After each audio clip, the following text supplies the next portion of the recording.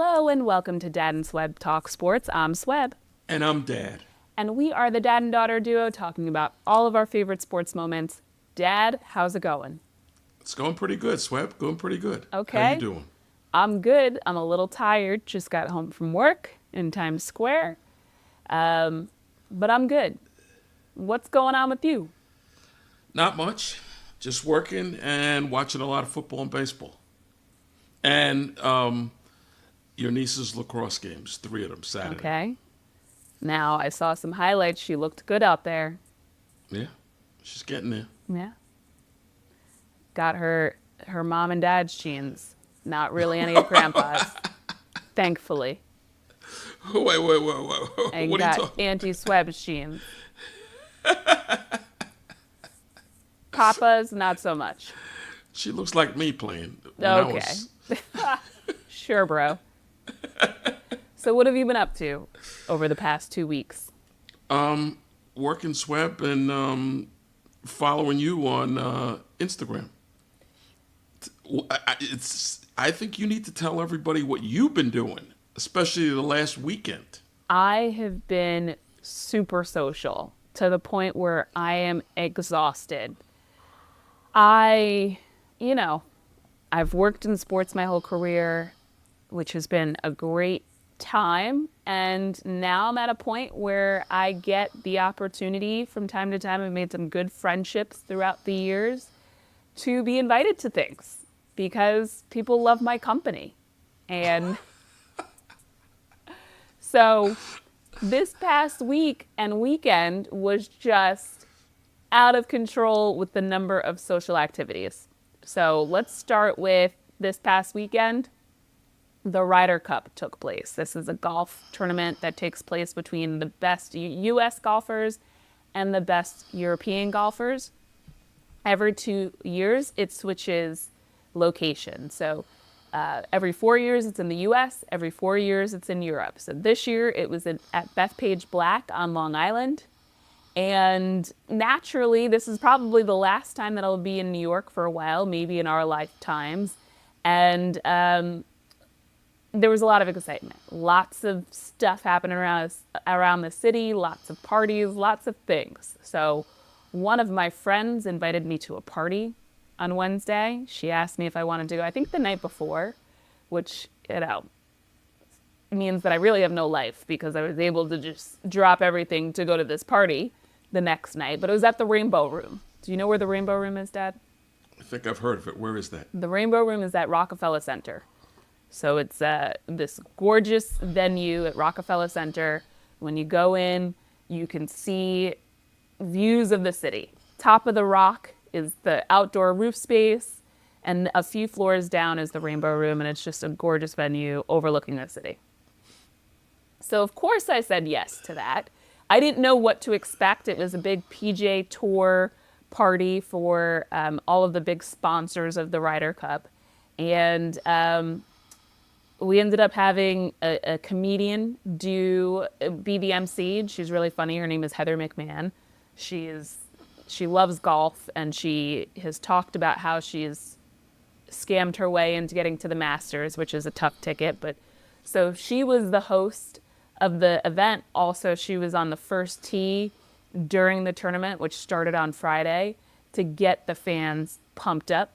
And they had a speaker session. They had 3 pretty well-known athletes from New York speak about what it's like to play in high-pressured situations. Alex Rodriguez, have you heard of him, Dad? Yes, I have. Mark Messier. Oh, I've heard of Mark him. Messier, you've heard of him. And John McEnroe. Oh. So that was a pleasant surprise to hear these 3 iconic legends in each of their sports. Alex played for the New York Yankees, of course. Mark Messier was the captain of the New York Rangers when they won the Stanley Cup, which was back in 1994. So it was like light years ago. And John McEnroe obviously is from Queens originally, has won a ton of tennis Grand Slams, has also won the U.S. Open quite a few times, and is now a broadcaster. Anytime you're watching tennis on TV, you're either hearing him or his brother or both if you're watching a men's tennis match. So It was awesome. That was like a nice surprise. The food was great. It was a fun time. Then the next night, my friend and now I knew a few days prior, a different friend had asked me if I wanted to go to this Ryder Cup party. And I said, sure, like, yeah, I'll go. I don't turn down parties. So Where was this party? this party was at the actual golf course in Bethpage. So we had to take the train out. But there's an Italian restaurant that's very well known, a very tough reservation to get. It's based on the Upper East Side, like in the hundreds. Rayo's is the name of the restaurant. It's iconic. The food is delicious. I've never been to the restaurant, but I've seen they have great relationships with a bunch of different athletes and sporting events. And so they have this huge activation and hospitality space on the course. And so it was a seated dinner. I sat at the friends and family table because my friend knows them pretty well. And I mean, we had these ginormous meatballs. They had this seafood salad. They had a few different pastas. I don't like steak, but they had steak. It was like 3 different courses. And they had live music. So it was an amazing party. I mean, we had to take the train about an hour out to get there, plus then an Uber to get to the course. And the Uber driver didn't know where he was going because the course is actually in a public park. So like you can drive around we probably drove around for 30 minutes, even though it's very close to the train station. So that was incredible. Food, I can dream about those, and I will have dreams about those meatballs. They were like the size of a baseball. And they were just perfectly cooked. The sauce was flavorful. They had a pesto pasta that I will have dreams about because I love pesto pasta. And the seafood salad had a lot of calamari and crab in it. It was just, it was so good. So that I thought was, my week. I had the one party at the Rainbow Room on Wednesday and the one party at Bethpage on Thursday. People are talking about the tournament. I have friends who purchased tickets to go to the tournament, which started on Friday and went Friday, Saturday, Sunday. And Friday, I'm on my way to a friend's place Friday night. And my friend who had invited me to the Rainbow Room said, hey, if I can get an extra ticket to the Ryder Cup, do you want to go? And I said, absolutely. Now, a few things of note here. The Ryder Cup, usually a typical golf tournament has 128 players to start the tournament. So there you've got these golfers teeing off all day, and it's just like they keep going. They start on any hole on the course, and they just keep going until they play all 18 holes in the first few days of the tournament. The Ryder Cup is a mixture of pairings, so 2 U.S. players playing 2 European players, and also, on the final day, all of the players play 1v1. So the first 2 days, they mix between each player plays with their own ball, and the best score of the hole wins the hole and wins a point. Or they alternate shots. So if one golfer tees off, then the next golfer takes the other shot, and then that's the golfer that teed off takes the third shot. So each hole is worth a point. So if both teams tie, each team gets a half a point. If one team has a lower score at that hole, then they win a point. In order to win the whole thing, the U.S. had to win 14.5 points, and Europe, in order for them to retain the trophy, since they won 2 years ago in Europe, only had to win 14 points. So there's all these matchups happening. Some of the best players are playing multiple rounds, so they're playing 36 holes on the day. So I say all of that to say that people get to the course at I think the gates open at 5:30 a.m. The gates open at 5:30, which was incredible.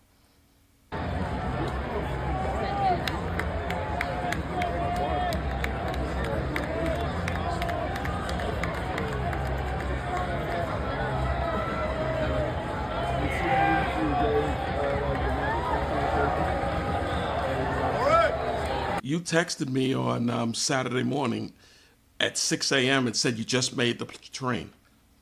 You left at 6 o'clock in the morning? So I had to take a 6:06 train. The earliest train from Grand Central, I believe, was 5:30, and I think they had one special train leaving from both Grand Central and Penn Station that was at 4:30 a.m.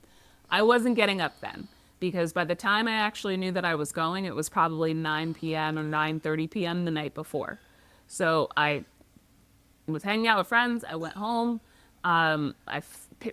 Figured out what I was going to wear, set that out, got everything ready, got my bag ready. Everything was in its place so that I could just wake up, shower, put the clothes on, and leave. So I woke up at like 5:30, or no, not 5:30, 4:30, Ugh. 4:45, because I'm like, if I miss this train, it's going to be an extra 30 minutes. And the players started teeing off around 7:10 was the schedule, 7:10 a.m. So now in New York, it's still dark. Yeah, Around that's that pretty time. much sunrise. Yeah. So I get to, I knew I was going to take an Uber or a cab because it's still dark and I wasn't going to take the train down to Grand Central. And no coffee shops are open at this time either in the city. Okay. So I get in a cab and the guy is like leisurely driving. Also, the UN and everything happening, all the world's leaders are in town this past week as well while this is going on. So every time you're trying to get anywhere in the city via car, it's like gridlock, streets closed, all types of things. So I just want to preface all of that as well. So it's 5:30 in the morning. The cab driver's leisurely driving. There are no cars on the road at this point, but he's just like, the light's green, but we're only going about 4 blocks because he's driving so slow. And then each light is 30 seconds. And so now the time is ticking. The clock is ticking. I finally was like, sir, I'm trying to catch a train. Can you step on it, please? So, of course, he steps on it. I get out of the cab. I run down the stairs. Now, if you've ever been to the Grand Central Long Island Railroad Terminal, it's like 4 stories underground. So you have to take this long escalator. So I run down that escalator. Luckily, I didn't trip because I am clumsy. And I get on the train at 6:05. The train is leaving at 6:06. I get on the train. Now I'm a little sweating. I'm schwitzing a little. And I sit down, catch my breath. And now, for golf outings, especially the Ryder Cup, which is historic, the next Ryder Cup that's in the U.S. in 4 years is like in Minnesota somewhere. So there's a lot of people flying in, especially to a place like New York, to see this. So there's men all over the train, chatting, the most excited I've ever heard anyone. And I'm sitting next to a bunch of Australians. I thought I was going to have an Australian accent by the time I got off the train because they just wouldn't shut up. And I, for one, was exhausted and hadn't had coffee yet. But we made it. We made it to the course. We had to get on a shuttle from the Long Island Railroad to the course. You walk through. I ran into my college roommate. Are you serious? Doesn't she live in Florida? She lives in Michigan now. Oh. But I ran into my college roommate who I lived with. Her name is Kathy. I lived with her for 2 years, sophomore year and junior year. And right. she had told me that she was going to be in town, but she was staying out in Long Island. So I had a lot of friends that had traveled in for this that weren't from New York that were like, hey, I'm staying in the Hamptons. Like, would love to see you. I'm like, that's 3 hours away. Hey, I'm staying in Hicksville, which is like an hour away, you know? So I'm like, in my head, I'm like, yeah, I would love to see you if you're coming to the city, but I don't know that I'm going to see you if you don't come to New York City. Especially for a day trip. This was before I knew that I was going to the golf, the Ryder Cup. So I'm walking in, I see her, I say, Kathy, and I didn't want to scream it just in case it wasn't her, and there's a whole bunch of people around, and then you like have to say, sorry, wrong person. We say hi, we hug, we take pictures, we catch up, because it's like 30 minutes walking through the park to get to where we each want to go. And so I got to see her. So then I get to where I'm going to be, and I was in this hospitality space, free food, free drinks. It was 3 levels. 1 was inside and air-conditioned, private bathrooms, the rooftop was open, and it's right on the fairway of the first hole. So you can see everyone tee off at the first hole. You can see them finish up, and then you can see a bit, if you're standing on one side of the hospitality space, it's quite lengthy, you could see the 18th hole. Is this the first golf tournament you've ever been to? It's not the first one I've been to, but this by far is the best hospitality that I've experienced at a golf outing. The best food that I've experienced. I mean, the food just kept coming because I got there at like 7:45, 7:30, 7:45. So they're like making omelets, and they have breakfast out. And then 2 hours later, the bar opens at 9. And then I'm like, it's 9 a.m., people. Yeah. And then at 10 o'clock, they start putting out some snacks. So now there's charcuterie and there's all this stuff. And you know I love charcuterie. So then we have... So wait a second. So they were serving alcohol at 9 o'clock out there? They were serving alcohol at 9 o'clock. This is all starting to make more sense to me now. Keep going. So we go, we decide to walk the course with the regular folk to see who we could see. And that all this stuff was included in the price of your ticket? My ticket was $3.99. It was free for me. So, yeah, it was included in the price. Price of 0. Stick with me, kid. Yes, I went to the Ryder Cup for free. Had great food, a great time, all for free. So we went out to the course. We decided to, now here's the thing. If the matchup, now I said every hole is worth a point. So if one team is well out and ahead, they don't play all 18 holes. So sometimes the matchups can end on like hole 15 or hole 16.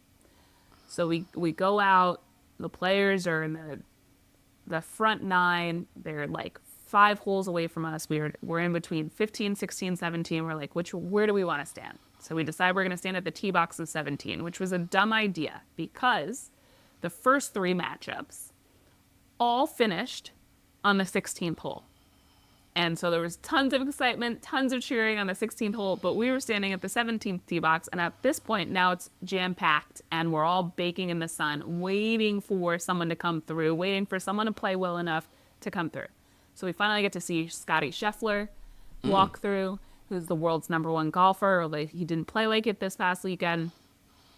And there were about 100 camera crew and friends and whatever VIPs, far more important than me, that actually got to be inside the ropes, that we couldn't actually even see him tee off by the time he got there. There were just people everywhere. I think I saw the top of his head, and I was standing right there on the tee box. There were just like 5 rows of people in front of me inside the ropes. So we decided to go back up to the hospitality and watch on TV for just about the rest of the day until the afternoon when they played another round and started on the first hole and all that stuff. So it was a great time. Spent too much money at the merch stand, but I didn't spend money anywhere else except for on train tickets. So can't beat that. Well, the European players were not happy with the behavior of the crowd, especially on Saturday. But now that you tell me that they were serving alcohol at 9 o'clock in the morning out there, they were... This is the same thing that happened at the U.S. Open in Queens a few weeks ago. Let me say a few things. What is going on? I saw videos that weren't great because, a few bad apples ruined the whole bunch. But I will also say, everyone's all of a sudden all twee about it. Oh, these fans are despicable. And all of a sudden everyone's got an accent and their pinkies up. Oh, I can't believe these fans. And it's like, then I see the European players jawing back, cursing. By the time the tournament was over on Sunday, they're, putting their European flags everywhere. So you can't complain about the decorum or the lack thereof of U.S. fans and then also lack decorum when it's all said and done. But I think I know why. I don't know if it's just U.S. fans. I think it's more New York fans. Well, yeah. Because the tennis players at the U.S. Open a few weeks ago had the same complaints. These people need to toughen up. spend a few weeks in the Bronx and see what happens. I'm like, this is nothing. You've never been to a Yankees Red Sox game from the boogie down? Come on. I think I know why, though. So Why? during the broadcast, they mentioned that people were squeezing these ducks. My friend who had invited me to the party on Wednesday and to the event is responsible for these. They put these in every one of the cocktails. She works for a moonshine company, so the cocktail has moonshine in it, which is like liquid poison practically. It's a very strong liquor. It was in a drink called the Cherry Fairway Fizz, which was like cherry, limeade, moonshine, and soda, water, and ice. So, as I'm watching the broadcast on Sunday, the announcer starts saying, people are squeaking these ducks.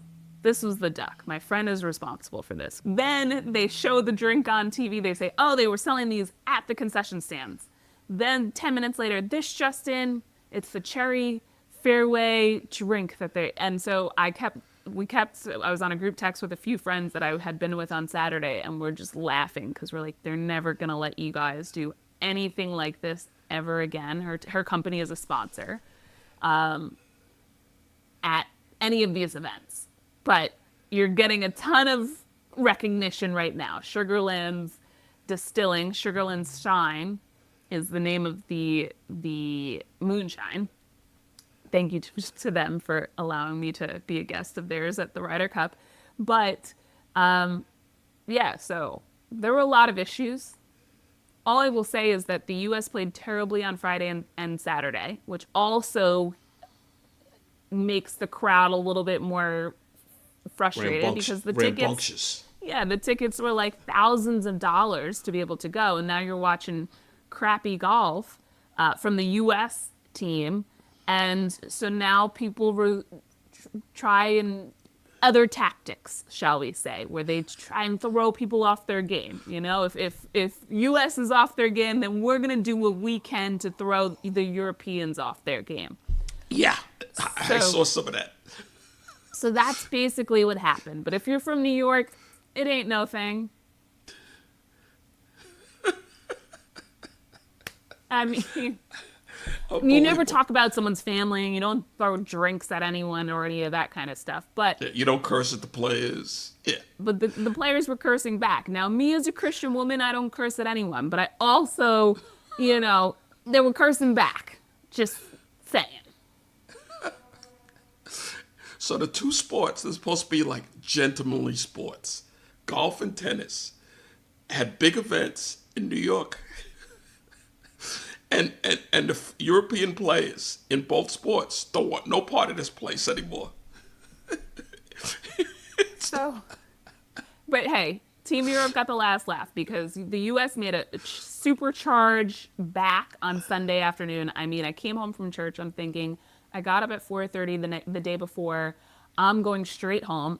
I do this every Sunday, but I really felt it yesterday. I'm going straight home, and I'm going to take a nap.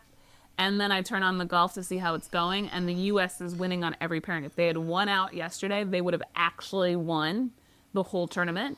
And so as the afternoon's going, it's like they gain a point. Each pair that ends, U.S. wins, they gain a point, they gain a point, they gain a point. So I think the final ended up being 15-13. Yeah, 15-13. And you have to get 15 to win. And I was exhausted. And then you've got baseball going on. Yep. And it was the last day of the MLB season. So I haven't taken a nap, which is partially why I'm so tired right now. Thank God you didn't have a Jet game yesterday afternoon to watch. That I would have absolutely fallen asleep during. That's tonight. We were recording on Monday night. I won't be watching it most likely because I'll be watching my eyelids. All I need to know is I'm watching the first quarter of two teams that are 0-3, and I'll be in my pajamas and in bed shortly after. But let's talk some baseball. Let's do it, Swebb. Also, a few celebrity sightings at the Ryder Cup, which were really cool. I saw Cooper Flagg, the number 1 draft pick from Duke. I saw Catherine Zeta-Jones and Michael Douglas. I saw Niall Horan, who's in One Direction, a boy band, an English boy band. I saw quite a few people. Ryan Fitzpatrick. quarterback who played for the Jets, Oh, Buffalo. He's a Yeah. journeyman. He was in the hospitality space. I think he quarterbacked the Jets the last time they were in the playoffs. Duncan Robinson from the Miami Heat. Oh, he's not. He switched teams this summer. Okay. Yeah. Formerly of the Miami Heat. Richard Kind, he's a big voice actor, but he's been around for years, and he was in like a few 90s sitcoms like Mad About You. So he was in the hospitality. And there were people, Ken Griffey Jr., Yep. the kid. He's a photographer now, and so he gets credentials and he shoots all of these events that happen, all these sporting events. So he was walking the course with his camera. There were other people that were there on other days or were there when I was there, but just in different spaces or different holes. President Trump was there on Friday. Michael Jordan was there. Henrik Lundqvist, my guy, was there. So I didn't see any of those folks, but it was still cool. I'm glad that I went. It was worth not sleeping, and it was a good time. It's always a good time when you don't really have to pay for much. If I knew Ken Griffey was going to be there, I would have had the next Ken Griffey that lives in Holbrook over there. Well, I'm telling you, I got some good. It wasn't. He's been tearing it up this summer.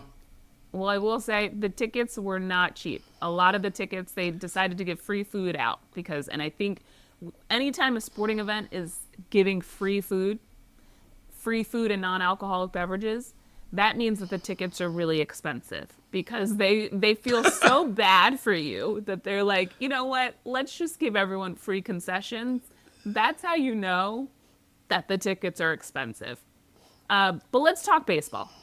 Let's do it, Swebb. Because I've talked everyone's ear off. The regular season just ended, Swebb.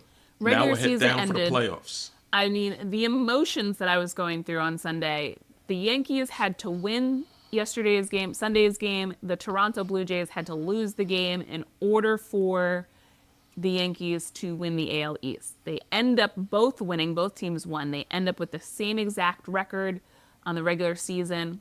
Third best record in major leagues, first best record, or the best record in the American leagues. But Toronto won the tiebreaker, which is a new thing in baseball. They have these tiebreakers now. So the Yankees end up being the number one wild card while Toronto gets a bye for the first round. So the Yankees will play Tuesday night in a best-of-3 series against the Boston Red Sox. Exactly what we need when we're talking about decorum in New York. All 3 games at Yankee Stadium. The best of 3. You have to win the best of 3. Yep, best of 3, all 3 at Yankee Stadium, Tuesday, Wednesday, Thursday. The Yankees close out the season on an 8-game win streak. They didn't play, their schedule is pretty favorable the last month of the season, playing some of the league's worst teams, but hey. Before that last week, they played a very tough schedule the 2 prior weeks. They played 4 straight real good teams, and they did well against those teams.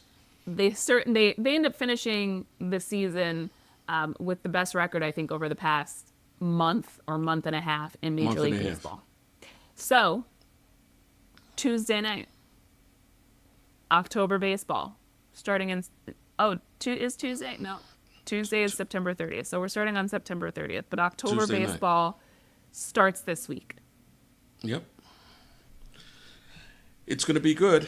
We'll see what happens. This is the playoff where anybody could win. Any of the teams that are in the playoffs could win it. Because all these teams outside of Milwaukee have had some real tough times, some long losing streaks, and some long winning streaks. Now, if you recall from months ago when we were wrapping up season 2 of Dad and Swebb Talk Sports, there were times where the Yankees looked awful, and I felt like I was in a very terrible relationship with my favorite baseball team. But here we are. They finish on an 8-game win streak, the third best record in the league, meaning that it is anyone's ball game. Okay? No, third best record in Major League Baseball. Major League Baseball, I'm sorry. First in the American League. It's anyone's ball game. which is extra stressful for me because this is for all the marbles. When you were complaining, oh, this team stinks, what am I going to do? I said, it's a 162-game season. It's 6 months. You got to be patient. Here's what I will say. All these teams have peaks and valleys. Here's what I will say. Had they had a few more peaks during some of those stretches where their bullpen was blowing games, just one less game, and the Yankees would have won the AL East, and they would be sitting watching the wild card round instead of playing in it.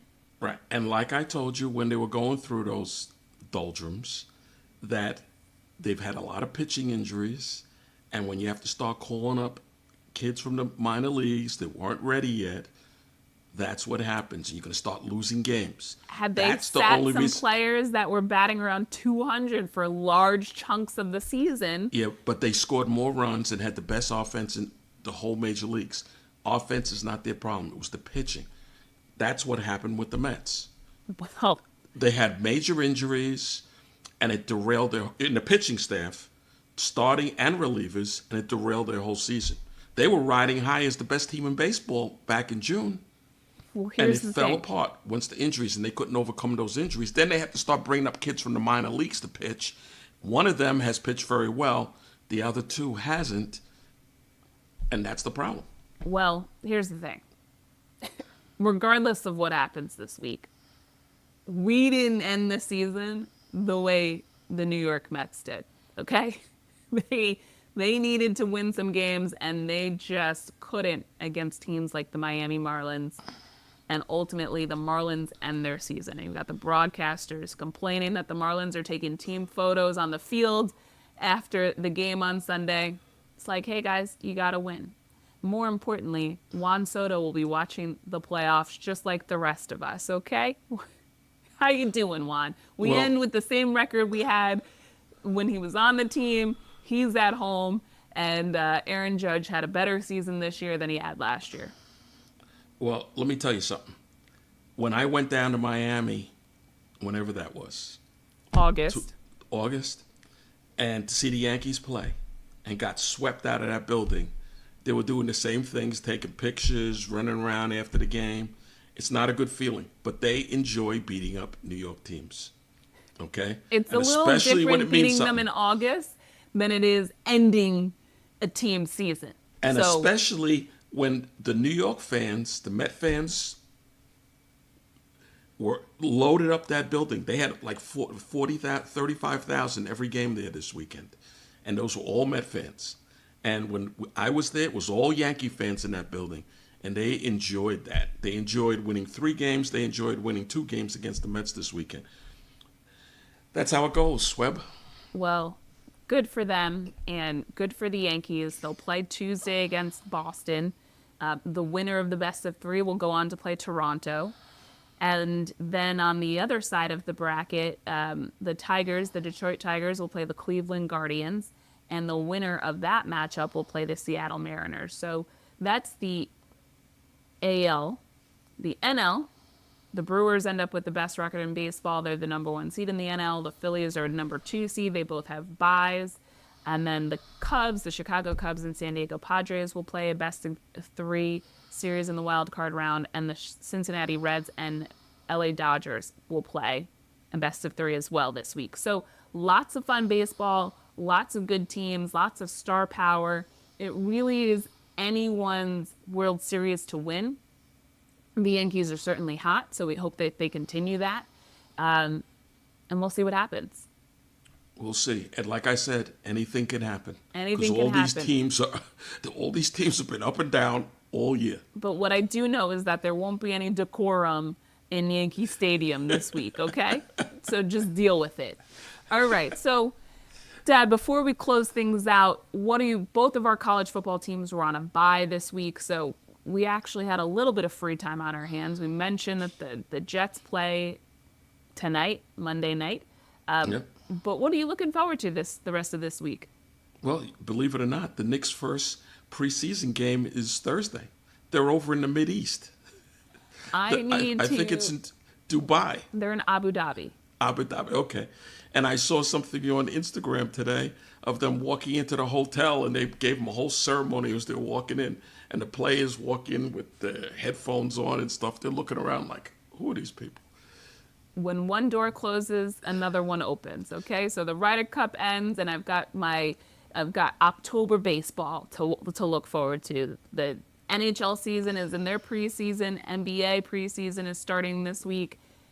College football is still going on. Hockey season starts. Yes, I said NHL season.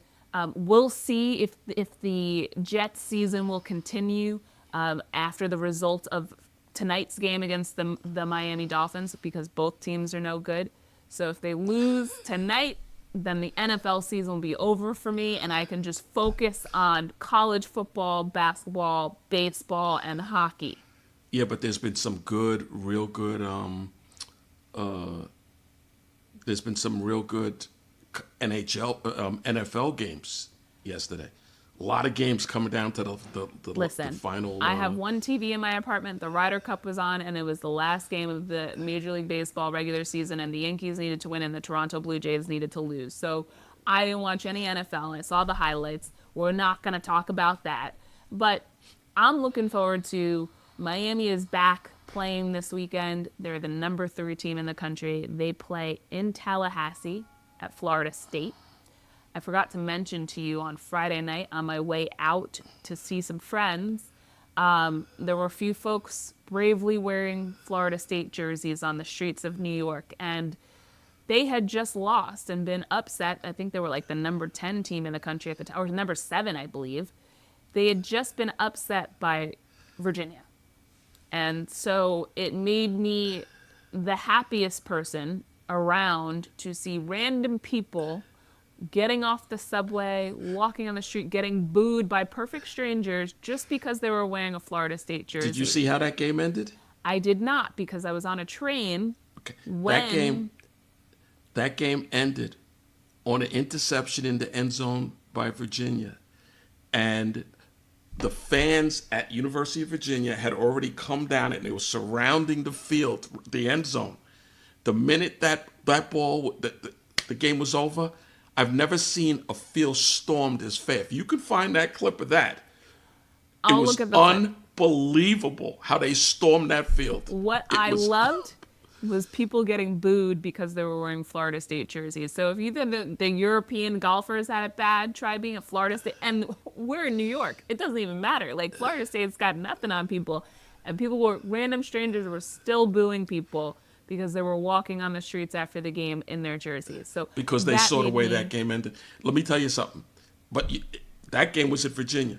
You guys are going to Tallahassee next week. We'll see. You got to deal with Chief Osceola on the horse. We'll see. All right, we'll deal with all that stuff. More to come. I just got an alert that the Jets are already down 3-0. So let's wrap this up. Dad, do you want to leave everyone with a tip of the week? Yeah.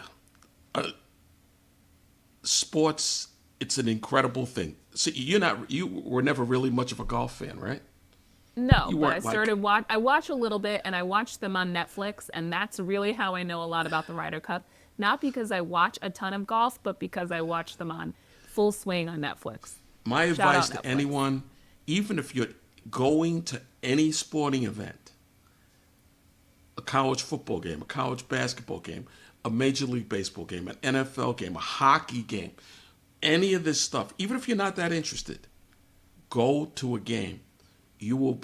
It's the incredible experience of being at a stadium with tens of thousands of people, and it's incredible. Look how excited you were about golf. Listen, and my advice is when a friend invites you to something for free, you say yes, because you don't know what could happen. I didn't ask the details. I didn't know what I was walking into. I just said yes, and it ended up being an incredible weekend. So if a friend invites you to something, don't ask who's going to be there. Let me see the RSVP list. Where are the seats? Just say yes, because it could be great, especially if it's a friend that knows you and knows that you don't want to sit in the 400 level. They wouldn't even invite me to something like that. So just say yes. I've invited you to stuff like that. Yeah, and that's why I say no. That's a new phone. Who dis? All right, so let's wrap things up here. Thanks for watching. I spoke a lot because Dad just decided that he was going to go mute for most of the episode. But you know what? He's turning 70 next week, folks. Whoa. He's Easy, turning Swebb. the big 70 next Monday. And Swebb. Wait.